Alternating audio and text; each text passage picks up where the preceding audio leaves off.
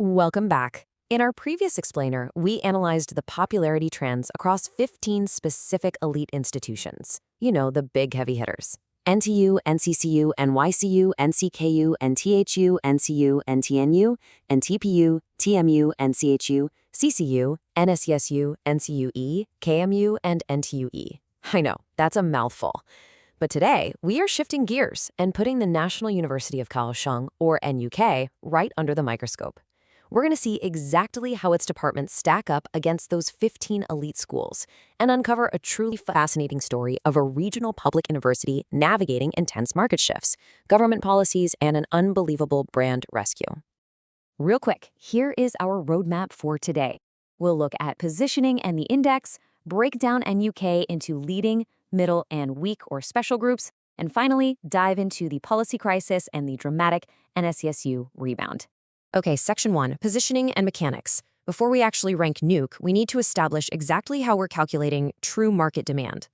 So, the crucial point here is our popularity index. We aren't just looking at raw admission scores, because that doesn't tell the whole story.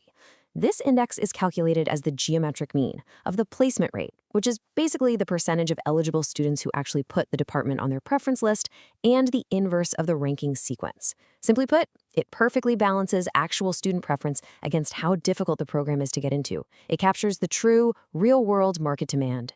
Now, when you look at the raw data in our study, NUK's numbers might appear, well, a little low. We're talking ranks between 250 and 700 among the measured departments. But hold on, context is absolutely crucial here.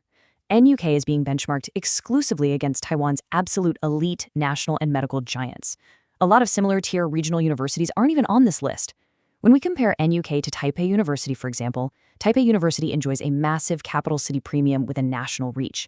NUK was established with a regional focus to serve southern Taiwan, so its baseline numbers are naturally smaller, which means any statistical movement we see is subtle but super significant.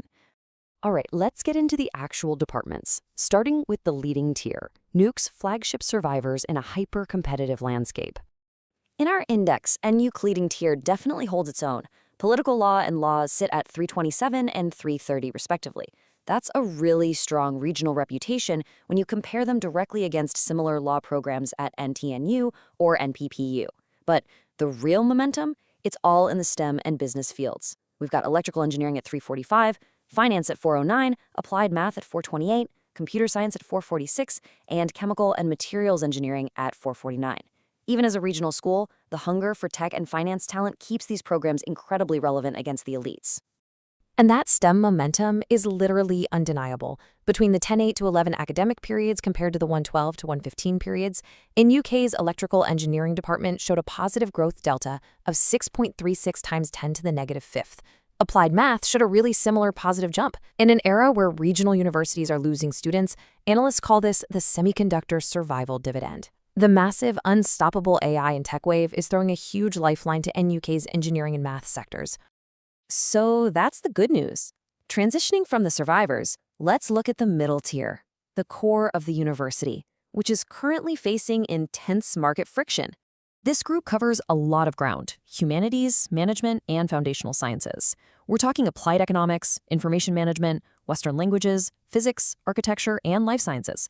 When we place these side by side with similar programs at central universities, like NCU or NCHU, our data shows pretty universal downward pressure.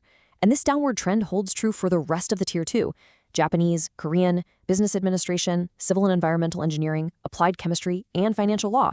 Even traditionally stable programs like Japanese or standard law have seen negative growth deltas recently. So why is this happening?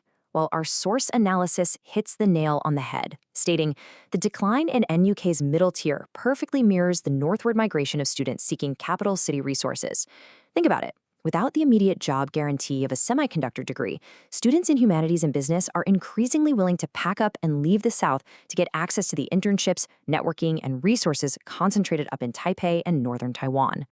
And that northward pull leads us right into these special admissions and vulnerable programs. Down at the lower end of the popularity index, we have programs intended to leverage regional ties. Vietnamese is ranking at 600, kinesiology at 605, industrial management at 608, alongside crafts and design. Unfortunately, these departments have really struggled to turn that regional advantage into high national demand when benchmarked against national alternatives. NUK also relies on special admission quotas.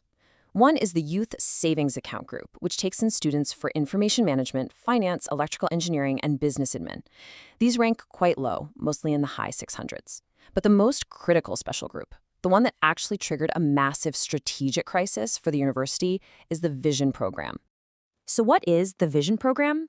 It was a government-backed initiative with special admission quotas, specifically designed to support socioeconomically disadvantaged students. NUK rolled this out across major departments: finance, chemical and materials, architecture, information management, civil and environmental engineering, physics, life sciences, and computer science. It was a fantastic, noble effort, but it was about to collide with a massive external force. Which brings us to the policy crisis. How did a sweeping government policy completely shock NUK's enrollment strategy? Let's walk through this timeline because it's wild. In 2024, the 113th academic year, the government dropped a massive tuition subsidy for private universities, 35,000 NT dollars a year. Overnight, the biggest advantage of a regional public university like NUK, its low cost, was completely erased. Suddenly, socioeconomically disadvantaged students could afford to migrate north to private universities. The result was a severe brain drain. Facing literal empty seats, NUK was forced to abruptly cancel the Vision Program entirely in the 114th academic year just to stop the bleeding. Just how bad did it get before they pulled the plug? Well, NOUK's Computer Science Vision Program plummeted to a rank of 711. That was dead last among all measured departments in our dataset. It brilliantly and unfortunately illustrates policy value erosion, which is when a policy change completely neutralizes your market advantage. With a northward migration, a sliding middle tier, and canceled admissions programs, things looked incredibly grim. But then came the resolution, the NSSU rebound. Think about this for a second. Even after NUK canceled the Vision Group to reorganize, their overall average rank still dropped significantly in year 114. The northward pull of those private school subsidies was just that strong, yet our data projects a massive, sudden rebound for NUK in year 115. What on earth happened? The answer is a spectacular external factor, a total brand rescue. News broke and momentum solidified regarding a confirmed merger between NUK and the highly prestigious National Sun Yat-sen University, or NSYSU. Suddenly, the market psychology flipped on a dime. Students and parents realized, hey, if I get into NUK now with slightly lower scores, I will eventually graduate with an elite NSYSU diploma. And the data recovery is just incredible. In year 113, the average rank sequence was 22,749. By year 114, feeling the full brunt of this private school subsidies, it fell to 24,364. But projections for year 115 show a massive correction, straight back up to 22,535. The gravitational pull of a top-tier brand merger simply overpowered the tuition subsidies. It is an absolute masterclass in institutional strategy. As we wrap up this explainer, I really want to leave you with a thought based on this NUK data. In an era where government subsidies are completely leveling the playing field regarding tuition costs, is merely having a public university label enough for regional schools to survive anymore? Or, as we've seen with NUK, is securing a premium brand merger the only true rescue? It's a fascinating question about the future of higher education. Thanks for joining me on this deep dive, and keep questioning the data.